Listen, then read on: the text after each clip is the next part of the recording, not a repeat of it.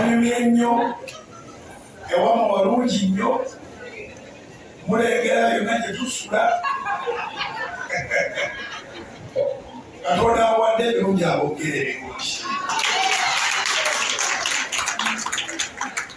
bwe ntuuse wano nensomako mu ngero essula ya 13 Bayibuli egamba nti omuntu omulungi alekera abaana b'abaana be ebyobusika.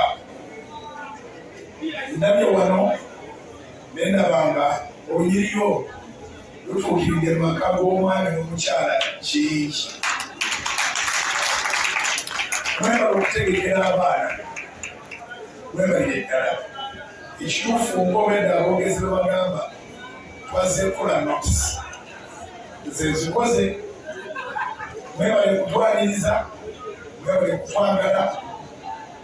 Mukama batwere omukisa abafaada, abasisita, mwebale okulabirira abantu bano, mwebale okukwalira obw'emyoyo, ab'ebitiibwa mwenna,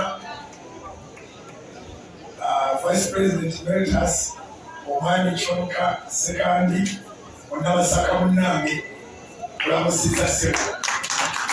Mukama mwebale kukuuma. Ndowooza lwaki mwantaddeyo nga bebasaka bonna mbalabe? Wali abebasaka? Abebasaka balina omugalike. Kamumireyo. Kale abebasaka abalala bali eyo ne minisita Mwami Kasolo webale emirimu gy'okola. Nsanyuse nnyo bala. Mba n'ebigambo bingi bye mba ndi ku kituuki naye wano. Wano ebigambo bingulako. Nsaba Katonda abambeera omukisa. Ffenna tukuŋŋaanenga nga tukuŋŋaanye kuba lunaku bwe luti. Era wano tusaba okudda ng'ebidaala bya mbaga, bya diguli, bya graduation mu linnya lya Yesu. Bwagula emmotoka. Sigamba nti wano weegali. Kyogeddeko bw'obuzi. Bwagula emmotoka kubaako ekyoya. Era ne bwatimba omukolo. Basula genda mu maaso sibulumba. Naye mwadde etagamba abaana bwakola ssente. Kumba wedda asitanye busita. Eriyo fiizi. Bebala bazadde bayingirira watudde. Kati katompa buli n'enyambala ekaayi essuuti ate n'enzitama. Oli kukka kutya. Bebala bazadde abakaaba nga bagenze okukyalira abaana. Ssente gyenzijja. Ssente nsitamira. Ekyobola banjagala nnyo maama wange Kasolo. Oyo mwanaleko Kasolo. Nkyeva mwagala. Omulabi.